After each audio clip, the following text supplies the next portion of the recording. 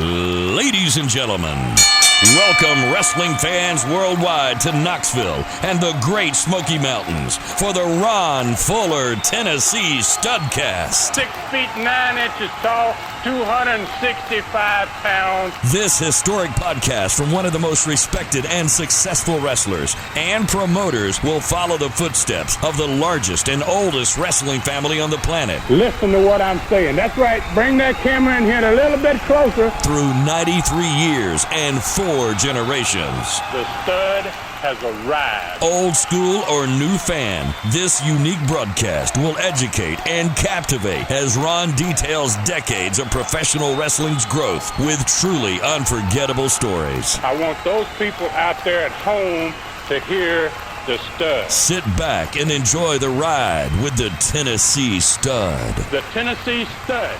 You will learn that name. You will remember it. And now, the stud is here.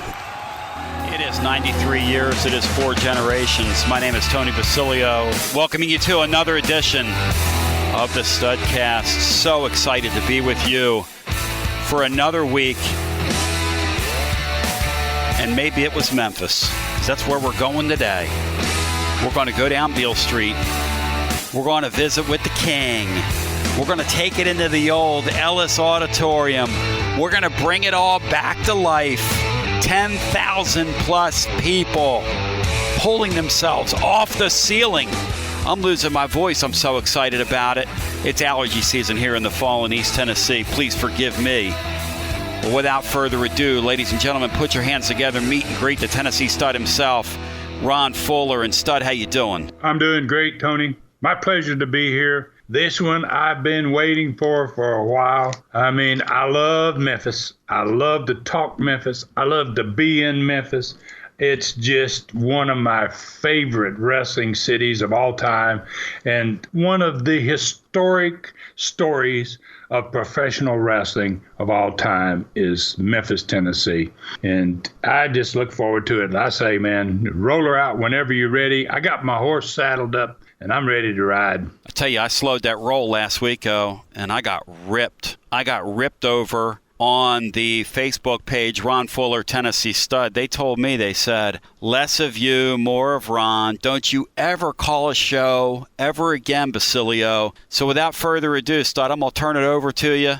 Take me back to Memphis. Here we go. All right. Well, we're going to go to 1959 again. This is going to set the stage. We're leaving Mobile, Loxley, Alabama, a little town where we built the farm, and Dad's built his first wrestling company, Gulf Coast Wrestling. He sold it to the Fields brothers, and we're off to Memphis. I know nothing about Memphis. I'm in the 5th grade. I do remember that. I remember, I think we spoke briefly about it last week, going to one of the first matches that Dad ran in Memphis and seeing maybe 300 people in a 10,000-seat arena. It was a sad occasion for me. And I had been accustomed to going to a few matches in the Gulf Coast area, and it was phenomenal. As many sometimes as 40,000 people in Ladd Stadium. Big, huge monster events. And so we're 1959. We're in Memphis, Tennessee. Memphis's background is there's a promoter there named Les Wolf, who was there prior to my dad coming in, who is a personal friend of my dad. He's a big part of my life. It turns out, as I grow up, he spends a lot of time around us. He's like my father. He's very interested in horses. He's interested in farms. He's interested in some of the same things my dad is, and they become very close friends, and that relationship holds for many, many years between the two of them. So Les Wolf is there and been there. He doesn't have the talent. I don't think he's working with Roy. Roy, being in Nashville, I think that he's not got Roy's talent because Roy is still doing well. His territory is on fire, and somehow he has lost control of Memphis, and it ends up in the hands of Les Wolf, who's a guy from Texas. And so Les is there, and a part of all this, I go to the first match I see, and it's a small crowd. I told you last week, Dad goes out, and he tells his ringsiders that I don't want you coming back. Your permanent ringside seats that you've been sitting in for years are gone. I don't want you to come to any more wrestling matches here ever. He sends half of his 300 crowd home early and tells them never to come back. So Dad is, like we talked about a few episodes back, Dad and Roy are like carrying a torch for wrestling. They are lighting up the fans and the fan base wherever they go. And when we go to Memphis, I never, and I don't think my dad has any idea of where this is going, but he knows he's going to be successful because he was the type of guy that he didn't fail at what he did. He was always good at what he did. So he takes off and lights this torch in Memphis. And what we get there is the building. Let's talk about Ellis Auditorium. Ellis Auditorium is a 10,000 seat arena. It has two sides to it and a big concrete wall. We talked about this briefly last week, that they pull up. When one side sells out, they start selling tickets in the other side. For very few events, they ever drew that kind of a crowd. But it got to where toward the end in the time frame there, it was every week. They knew they were going to use both sides of the arena. They could be having wrestling in that building and having a play on the other side, and you couldn't hear anything. You wouldn't know what's going on. So they booked both sides on many, many nights. But when it was wrestling night, after Dad had been there 6-8 months, it started to turn around. And that building, they would hold both sides for wrestling because they knew that they were going to fill out that entire building, one of the few times that happened. So when he went there, he made certain changes. Let's just call that, I like to call this the keys to building the territory. And there are certain things that has to happen in order for a territory to catch fire and to take off. And I thought about this some. There's about 6 different things that have to happen when you start a wrestling company if you're going to be successful. One of them, and maybe the most important, is your talent. Do you have the right wrestlers? Do you have guys that are committed, guys that want to go out there and build? It's easy when you're a wrestler to go out and work in a building that's full because the fans invigorate you. They get involved in the match and it permeates right into your body. I get those goosebumps we talk about sometimes from those big crowds and those big pops that you get from a big crowd. But when you go into a building where there's nobody there, it's how much effort you're going to give in those situations that make the difference in building a territory. I experienced it when I got my second business started, and I went back and bought Gulf Coast Wrestling from Lee Fields. And we went in there, and it was dead. That territory was fairly dead. And you had to go out there, and all of your wrestlers had to be committed to working just as hard for 300 people as you work for 10,000. And that's hard to ask of your wrestlers because it's difficult for your wrestlers to get excited about a small payoff and a small crowd out there. They'll wrestle a lot harder for a big crowd than they will a little crowd. And that's where you decide who you want. Talent is number one. You have to have those guys committed. So since we're on talent, let's just roll into his talent. I'm going to call this his crew because Dad not only built Memphis, he built Arizona. He built Atlanta. He put Florida back on the map when they were struggling. He has, everywhere he went, he took that torch and he lit those fans up. And when they left, he never left one that wasn't selling out. So now he's happy. He's left. He's accomplished everything in Mobile. He's had those huge crowds. He's accomplished what he wanted to. Now he's starting all over again where it's dead. And he's going to build build one of the monster cities of all time in wrestling, and that's going to be Memphis. So he's got this crew that he brings in. The first one is probably one of Memphis' all-time heroes, and he was a heel, and his name was Sputnik Monroe. Sputnik was a 6 foot, 225-pound guy, had black hair and a bleach blonde streak through the middle of it like a skunk. It looked a little bit like a skunk. It reminded you of a skunk. But boy, he did not stink in the ring. He had great charisma. He was a heel that not everyone loved, but the black population in Memphis, which is a big part of Memphis's population, the black part of the population in Memphis enthralled by Sputnik Monroe. Sputnik spent his time every night walking the streets of Beale. And if you've ever been to Beale Street in Memphis, that's a pretty nice little stroll right down that street. That's a nice little stroll. You're going to get a feel for what Memphis is all about in about 4 blocks. And you're going to hear some of the best music on the face of the earth. You're going to see some of the most happy people in America. It's a phenomenal city, that Memphis. And he strolled down Beale Street. He was the champion. He wore his belt outside his clothes. He went in every establishment. He shook every person's hand, and the black community they went to him in droves. He had a signature thing he used to do. The Rock got up on the turnbuckle and gave you the old lie for Vince. Sputnik's deal was he would go into the ring, and the Ellis Auditorium back in those days, it was segregated, not integrated like today. This is in 1960. And the top balcony was for blacks, and they couldn't sit anywhere else in the crowd. Terrible. You know, when we think about it this day, it's just ridiculous to even think about how things were, but that happened to be the times.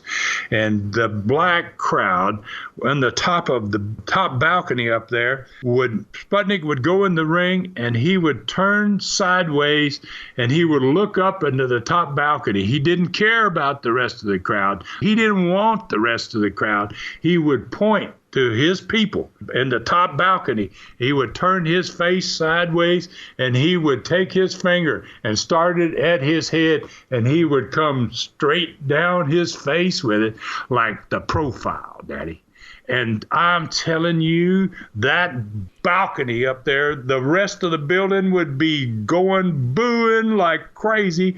And that balcony, they would literally, I have seen them hang from that balcony. It's a 200-foot drop, I'm sure, from the top of that balcony. They would be hanging from that balcony. They loved Sputnik Monroe. He was over. Let me ask you something about that while you're talking about his relationship with the African-American community down there in Memphis. He would go and drink in their bars, and he would get arrested on trumped-up charges. These were days where blacks and whites, it was frowned upon that you're seen with blacks in public. He would literally go, the accounts are, that he would go into black bars and drink. Now, was that by design, part of the character that he was playing, or was he truly a guy that had a heart for that community, and he said, hey, let's incorporate this? I think it was both.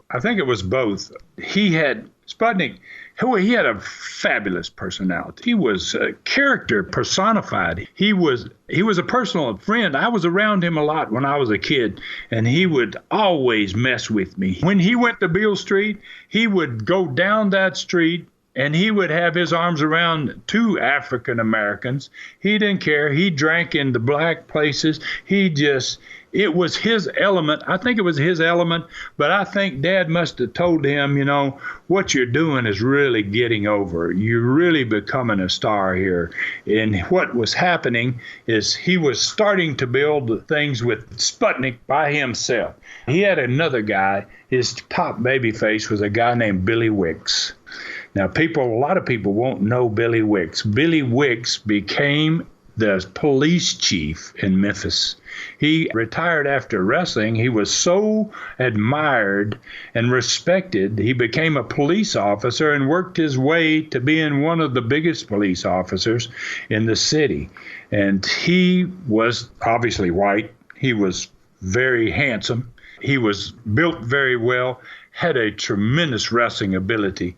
Came out of Minnesota, the Minnesota area, and was a tremendous wrestler. And eventually, those two guys are going to set an all-time record in the Memphis attendance. Memphis has been a phenomenal wrestling city since Dad came there, but the biggest crowd ever drawn to any wrestling event in Memphis was drawn by Billy Wicks and Sputnik Monroe, and we'll get to that later on. He had Don and Al Green, old-timers. There were young guys out of Tennessee at that point that were really go-getters, could really wrestle good. He had Greg Peterson, came out of that same area as Billy Wicks, personal friends, great wrestler. Lester came with him. Herb was one of his stars. Herb was still wrestling. 25 years into his career, was still a star, big star there. You had the Fargos, both of them, Don and Jackie Fargo, big stars there. The Von Brauners with Saul Weingroff, one of the greatest teams. Two German guys, 250, 260, back when guys weren't that size. Phenomenal team, drew a tremendous amount of money.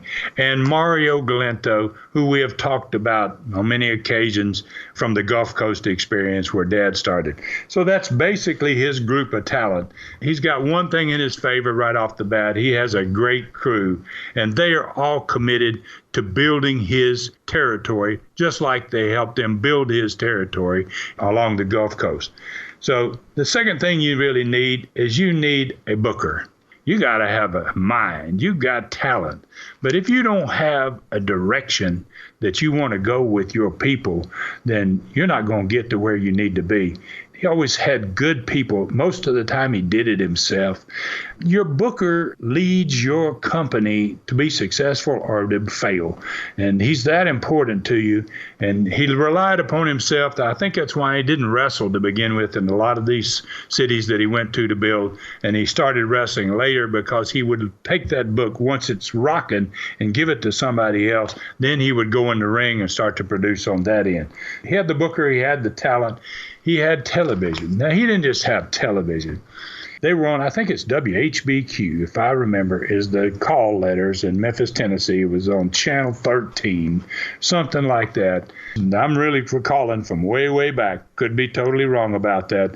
But he goes to the HBQ and he convinces them, I don't even remember what time the program was on. He says, let's do something with wrestling that's never been done. Let's boost this program from an hour to 90 minutes and let's go live. And they said, no, I don't know about the live, we won't be able to, we want to control it. He says, no, let's do it live. So somehow he talks the management into WHBQ into going live from 10:30 to 12 noon on Saturday mornings. It becomes, over a period of 2 years, probably the most watched television wrestling program in the world. It just blows the market, blows up with it. Now you've got the talent, you've got the booking, now you've got a 90-minute show, which gives you a lot of time to expose great wrestlers, lots of times for interviews. It gets your product out there better than any other way that you could possibly do it. Then he goes and he makes another wonderful decision on this part. He hires maybe the best television commentator, one of the best that ever lived, in Lance Russell. He brings Lance Russell in as his commentator. Lance is young and energetic and gung-ho and sees the potential, and not just sees the potential, he seizes the opportunity to make a name for himself because he sees that this show is going to be huge. And Lance becomes the man in Memphis. That show rides on his back, and he does such a phenomenal job with it. It's really amazing what he does.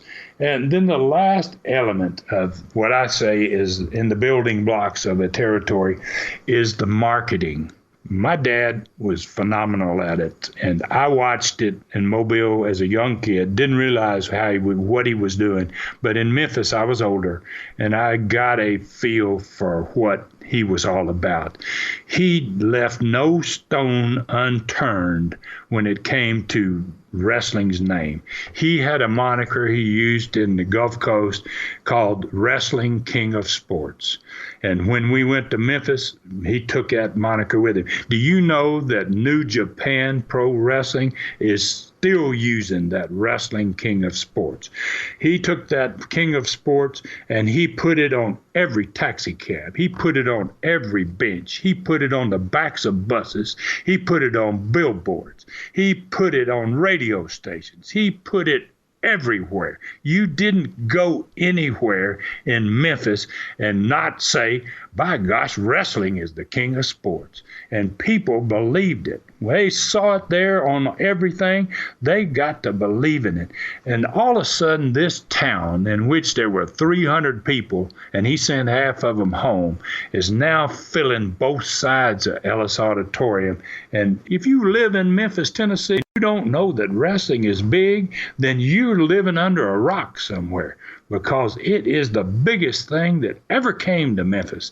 And wrestlers talk about it to this day. They're blown away by the atmosphere when you wrestle in Memphis. You know, you were talking, and I'm looking up some things on Wix Monroe, how they set the territory up and what your father did. And just looking at that time period, just for perspective, okay? When Wix and Monroe wrestle in the late 50s, early 60s, they're drawing crowds of 10,000. Elvis Presley drew a house before he was drafted of 6,300. Now, I want people to stop and think about that, what I just told you, for a second. The King himself was playing to about 75% capacity. Wrestling, it is so over in that town that they're getting capacity crowds. Records that were set for wrestling in that town until we got into the days when they moved to the big barn uptown. But for the most part, we're talking about numbers on television that'll never be touched. And the penetration of the sport back then, just on top of the mind, the Q rating, as we use in our profession these days, Ron, the Q rating of a Sputnik Monroe there must have been off the charts. Obviously. I mean, they're doing unheard of things. And everybody else around the country and around the world, they're all popping. They're all doing these big numbers.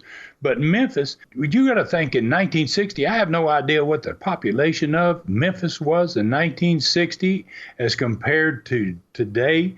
But you're drawing 10,000 people in probably a city that's maybe only 250,000 population.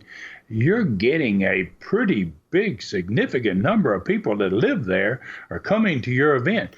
I never knew those figures. That's an amazing figure there, Tony. I mean, when Elvis can't sell out and wrestling can, and it's Elvis's hometown, then that in itself tells you exactly how big Dad had made wrestling. Yeah, and I'll send you a great link. It's from Scotty Moore's website where he talks about the Ellis Auditorium that I found listening you talk about right in that first segment. I emailed it to you. Perhaps we can get it up for this episode for folks to look at. Some great shots of the Ellis Auditorium and how the place laid out. But it talks about those numbers there. And then I'm looking at another piece from that time frame which talks about the types of crowds that wrestling drew. And the city went from a population of 300,000 in 1950, and then after the baby boom and everything else, in the early 60s, Stud, actually 600,000 became the population one time of Memphis. But even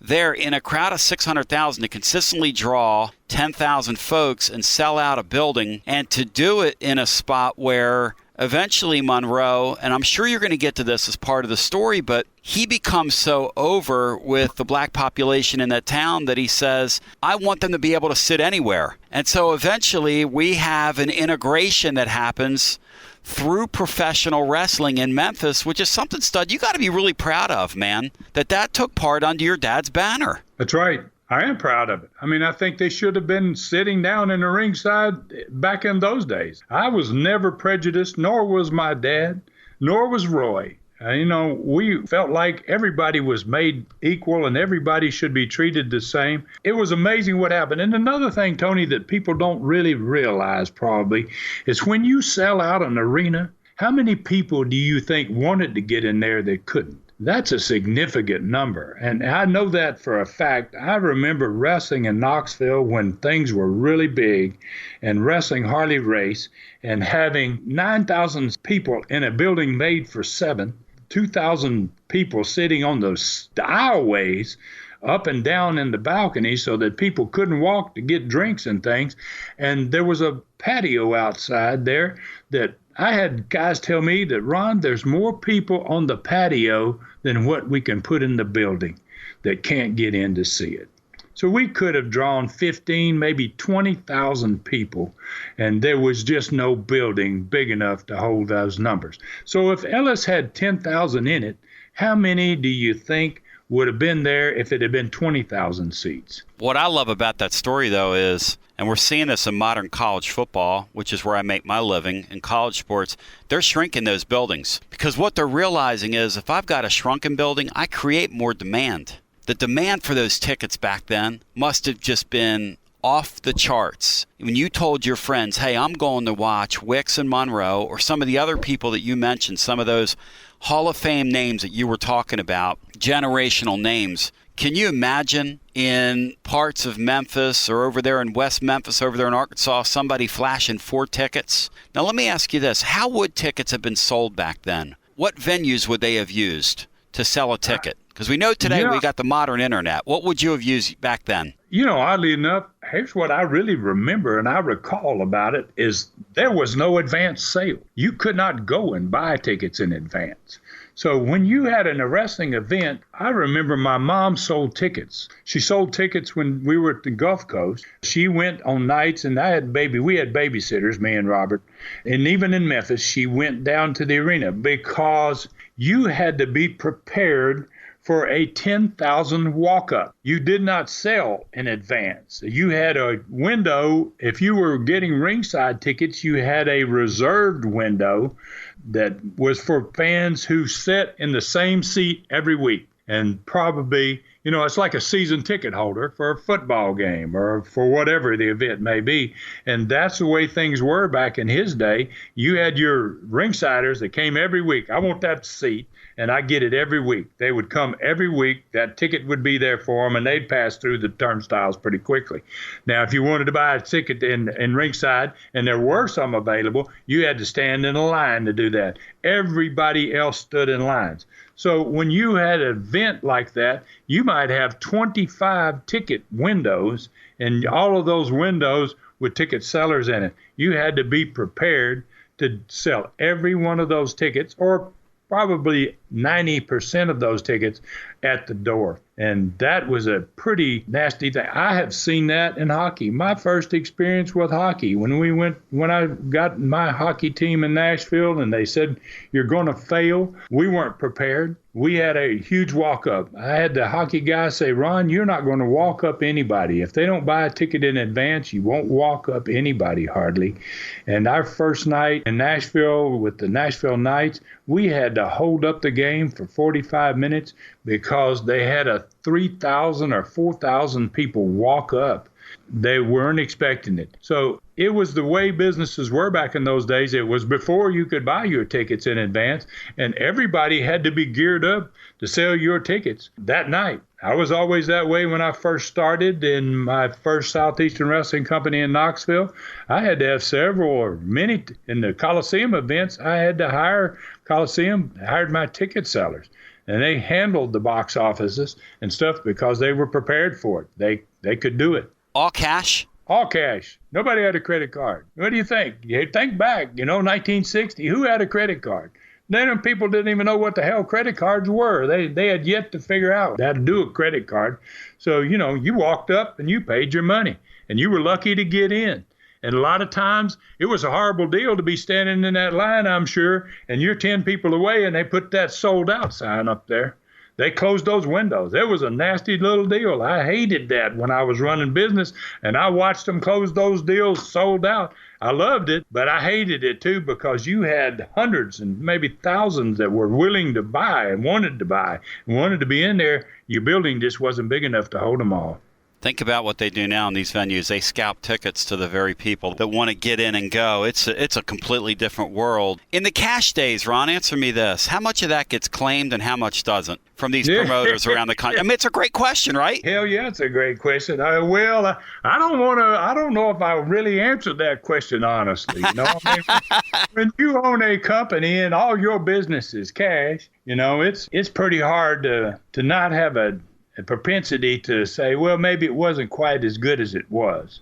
You know, that's why the boys were always funny. The guys in the business that were paid, they were always paid a percentage of the gate. Mm-hmm. And some guys just would try to convince you, especially when you were the owner, they would say, you know, I know exactly what the house is. And I would say, wait a minute. And what do you mean you know exactly what the house is?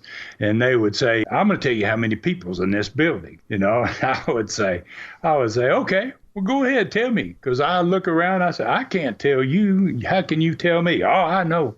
And now I would ask them, a lot of them, they would complain sometimes. They would go, I don't know about that. I'm sure we had 8,000 people or whatever it was. And I would say, no, there was 6,000, which it really probably was 6,000. No, but there was always somebody in the dressing room that would walk out there and tell everybody else, I can tell you what's in that house.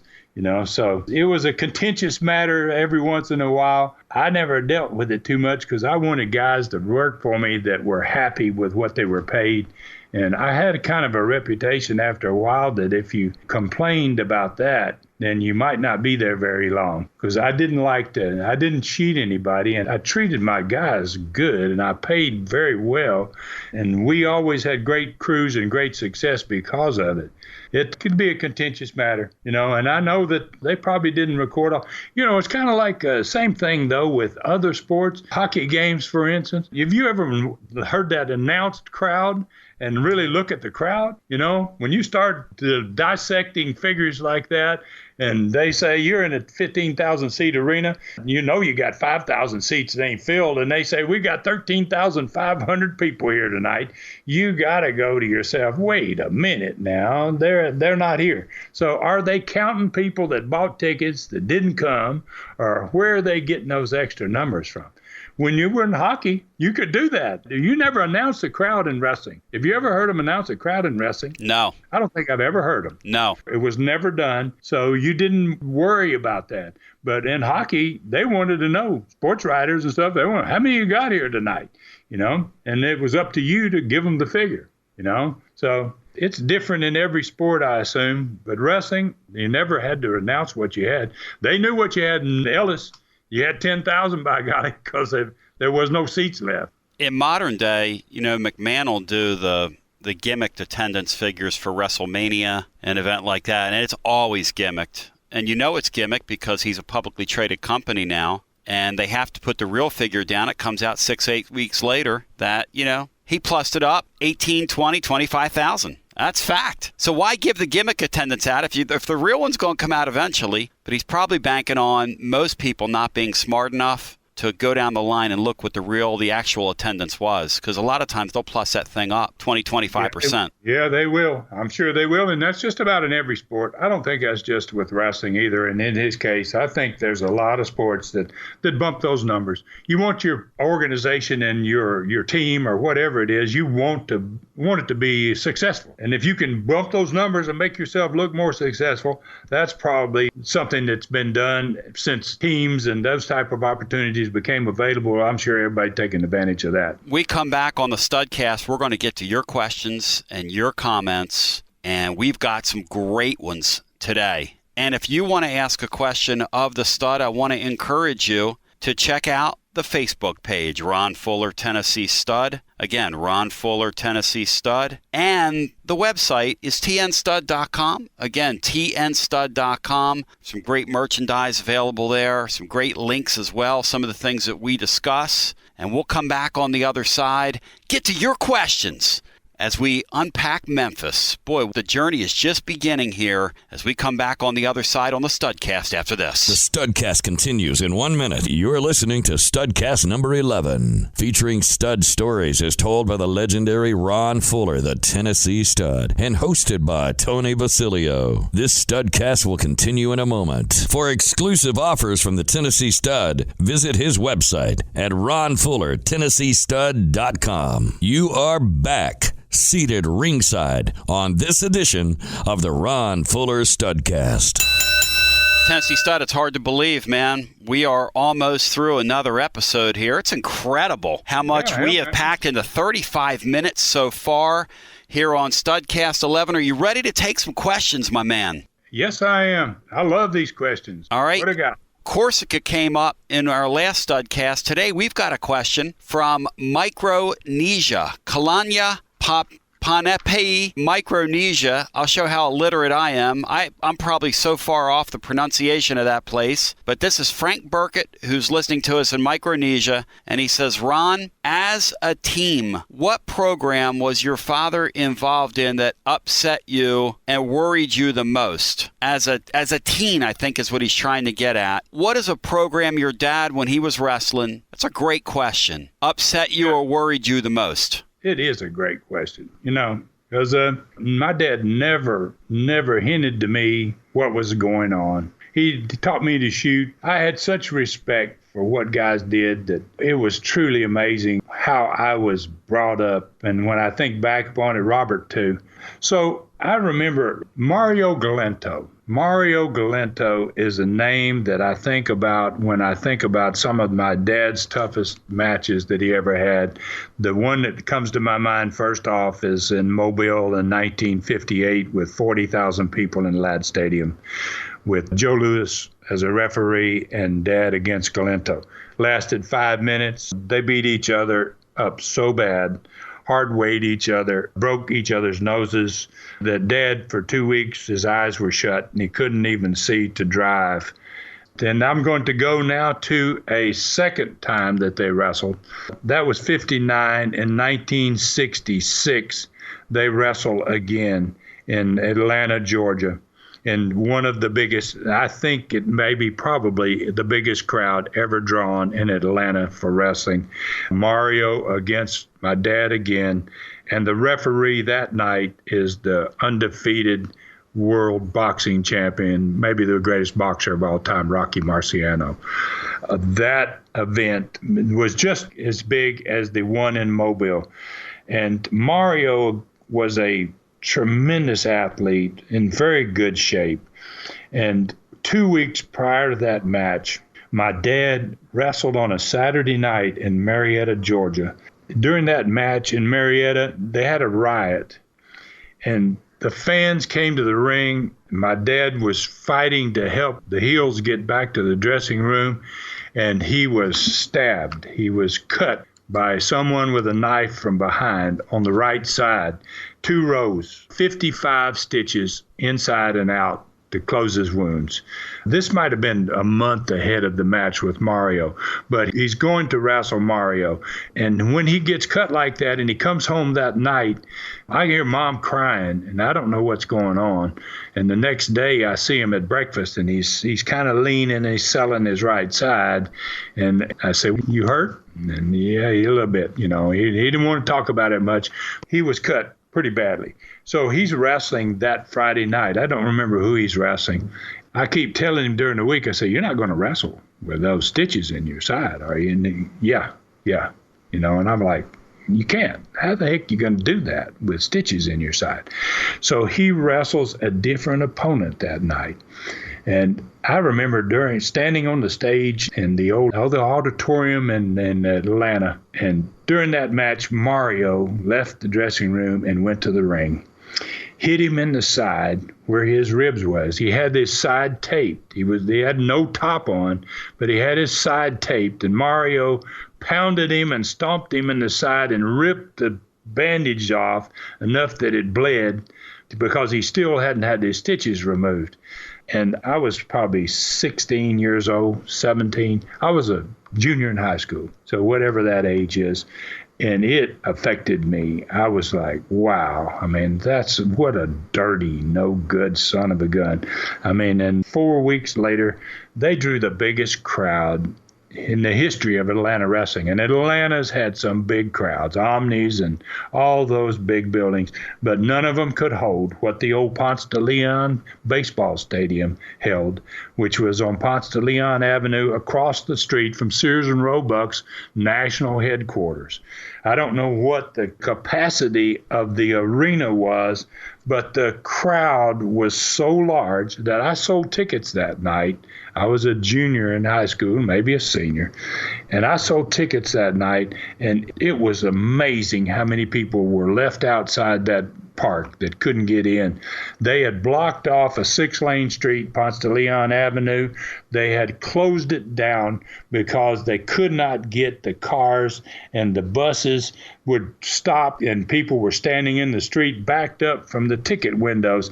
It was an awesome sight as a kid looking at how many people they were begging to buy tickets, hanging from the ticket booth that I was working in off of the rails, their bodies, and pushed in with their faces pushed against bars to keep them from getting their hands in, and just begging for a ticket. Please, gosh, get me in, get me in.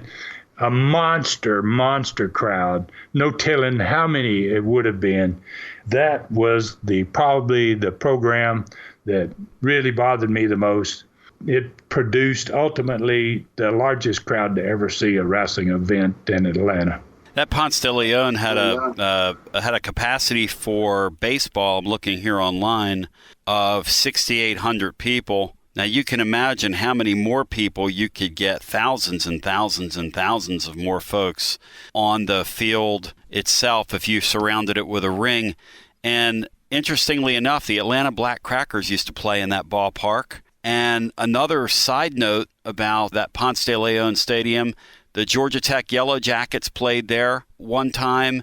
And there was a fight. You had mentioned Cowboy Luttrell in a previous episode when you were talking about Florida. In 1940, 45-year-old Jack Dempsey fought Cowboy Luttrell down there in that stadium, I guess when Dempsey was looking to pick up some money, one of those boxing versus wrestling deals. But it's interesting when you start looking at the history of those old venues, some of the great things you can unearth like that. That's a great question. That's amazing. I never knew that. And I'll tell you what, I do remember that night that there were 5,000 seats on ringside that were put out there on the field because they knew they were going to sell out.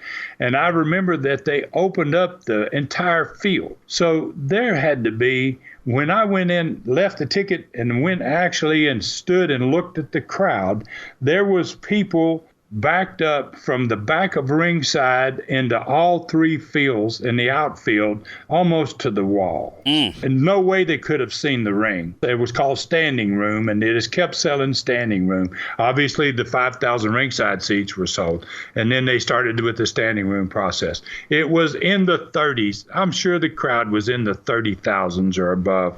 It was a monster crowd. Great question, though. Great question. Let's get to our next question here. This is Stanley Nix of Crossville, Alabama, who asked the following. Who was your toughest opponent and why? Another good question. Boy, and I've had a bunch of them. I'm going to tell you off the top of my head, this name you will know, I'm sure, and wrestling fans, a lot of them around the country will know. I thought one of the toughest guys I ever wrestled in my life was Johnny Valentine. Johnny Valentine was 6'5", 250 pounds, blonde hair, fabulous body, and a wrestling machine and a pulverizer. He had the blow he called the hammer, and his son, Greg, was a great wrestler, tried to do the hammer, but there was no one that could hammer you like Johnny Valentine. And Johnny Valentine, when I was young, my second, third year, I was married to Johnny Valentine in Florida for probably 6 months. I wrestled him 3-4 times a week. And I think a lot of that was because nobody else wanted to wrestle him. Guys went and complained and said, he beats me up too bad.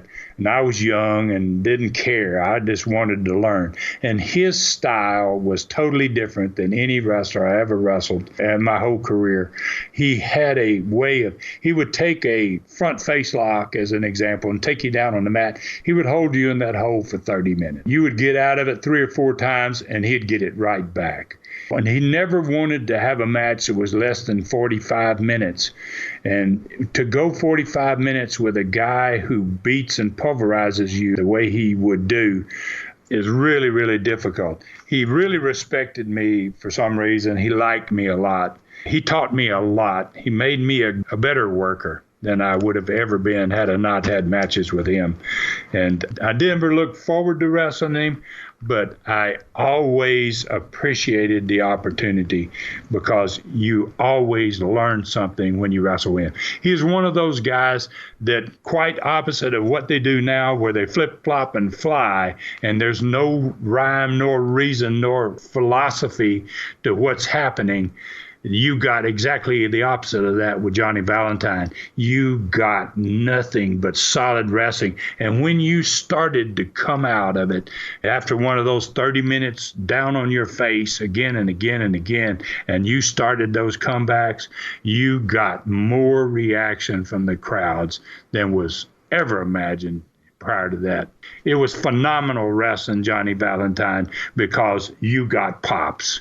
Because by the time you're 45 minutes into it and you're finally getting the upper hand, it friggin' changes all of everybody's in that building. They're 100% now. They're just on the edge of their seat. Is this kid going to be able to do it? I love those matches. It was a phenomenal experience for me. Johnny Valentine, undoubtedly. Talk about a master's class in wrestling, going around the horn with that guy. What a blessing that is for a young kid, huh? Oh, it was phenomenal. I mean, I was in a great place. Florida was a great, you got the Nick Bockwinkles and the Ray Stevens and the Johnny Valentine and the Ole and Gene Andersons. And I mean, it was just Bobby Shane. It was just, and I was young and I was good. And I was getting that chop shot. I was getting those main events. I was wrestling those guys that were phenomenal. And it was sending me places. I was going to St. Louis in '74 when nobody my age was wrestling there. I was becoming a star, a bona fide star, because of all that I went through in those Florida years. I bet you could tell me where you were that day in October of 1975 when Valentine was involved in that plane crash with Ric Flair, David Crockett, Brugers, and others. I think Tim Woods was also in that crash, and it ended up paralyzing Valentine, which was very, very, very tragic, obviously. Where were you when you found out about that? I was living in Knoxville, and I remember talking to Flair, asking him about that wreck, because I had experienced one earlier in Florida in which Bobby Shane died with Buddy Colt. Buddy Colt and Austin Idol and Gary Hart and Bobby Shane were on a small plane flying from Miami back into Tampa, and they crashed in Tampa Bay, and Bobby drowned. So those plane crashes, and I had been on so many private planes, and we're going to get to those stories too. Horrifying experiences.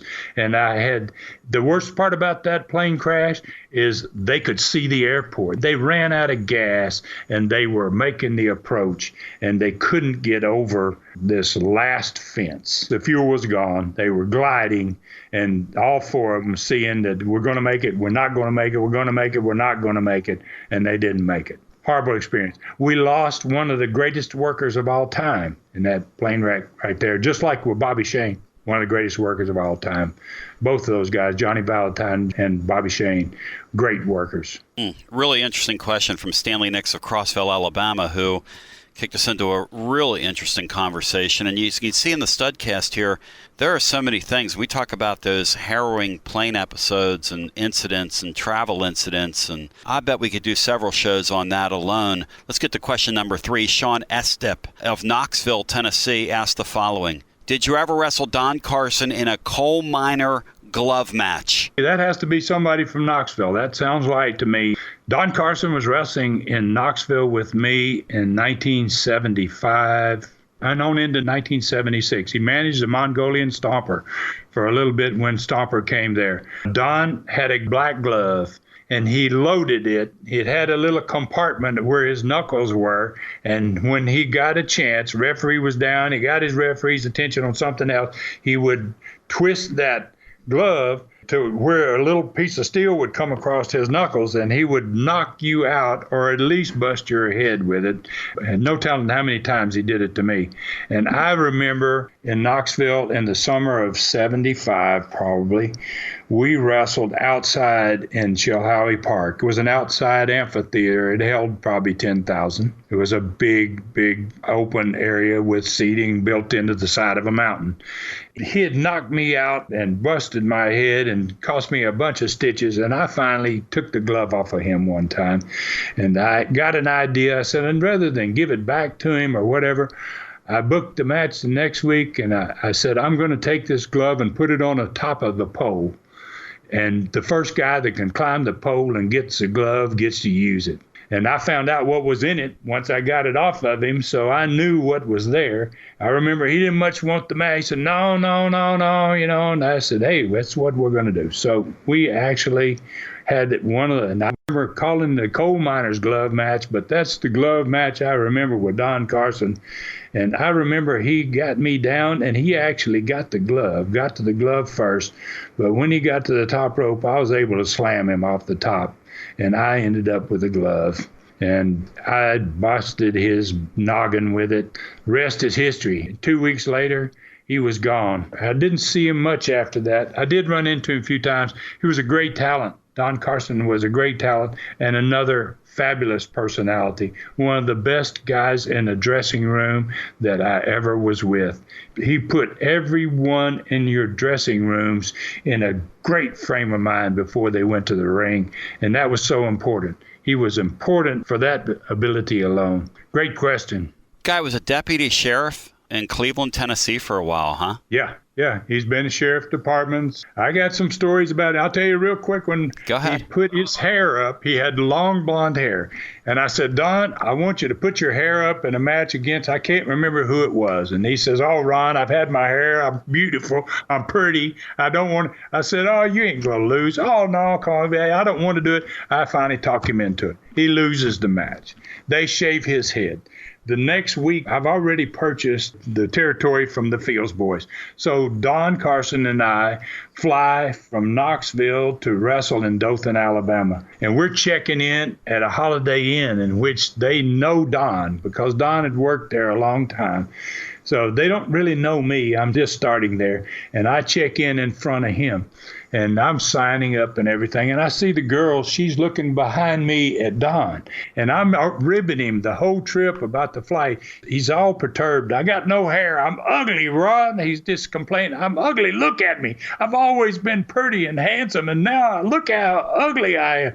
And I was making it worse. I was going, boy, you really are, Don. I never dreamed you'd look like that with your head shaved. So I'm checking in, and the girl keeps looking around at him. So he steps up there, and he signs his name, and she looks down at the sheet real quick, and she backs up, kind of sits upright, and she goes, Don Carson. She goes, you have always been ugly, Don. But she says, you are uglier now than I have ever seen you.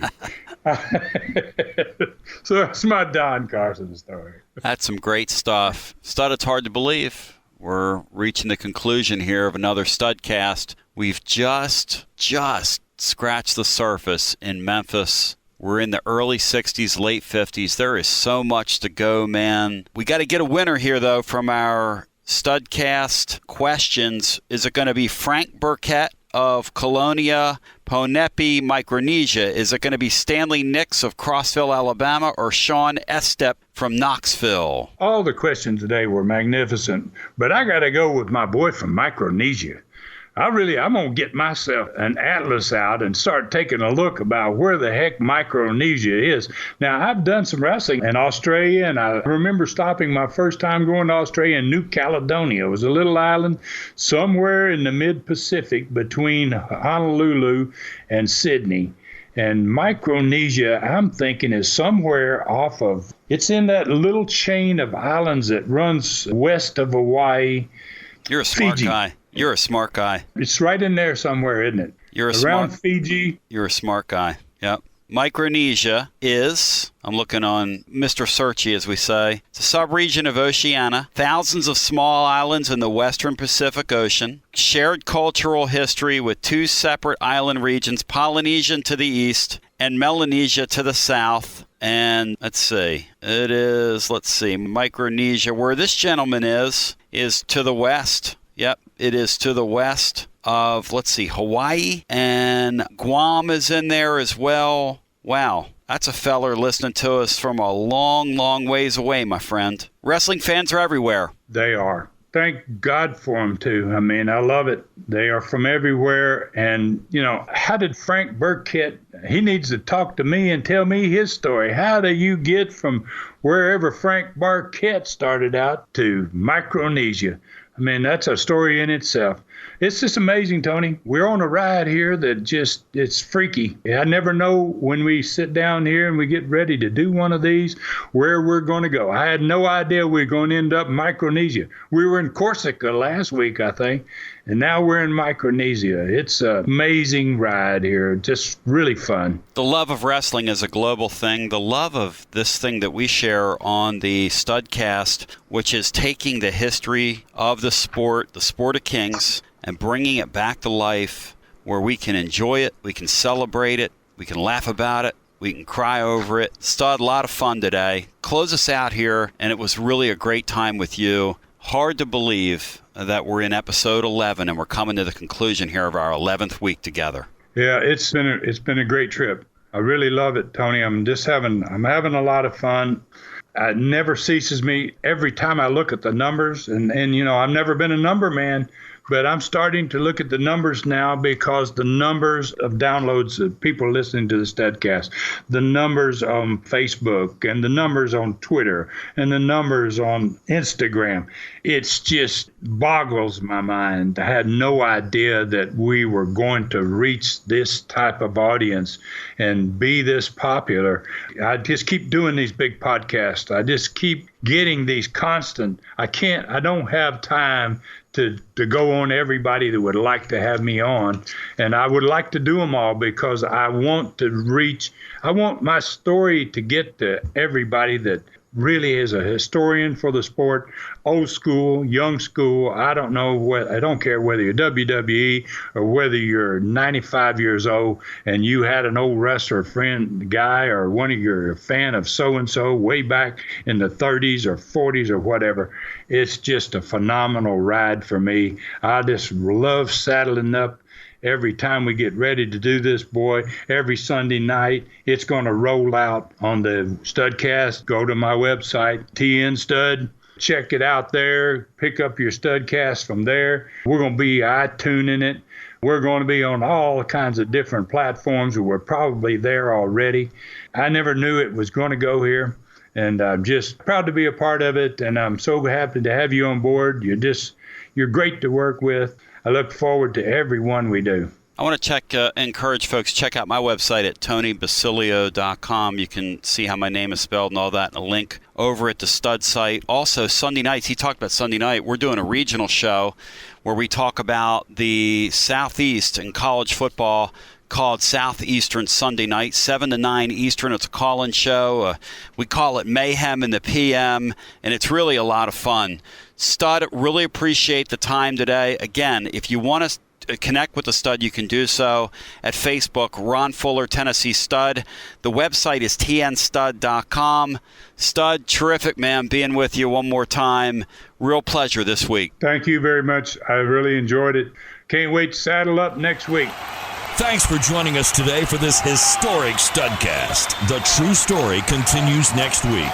So full Nelson your friends and point them in our direction for another ride with the Tennessee Stud. 1, 2, 3. This is David Summers saying so long from the great Smoky Mountains.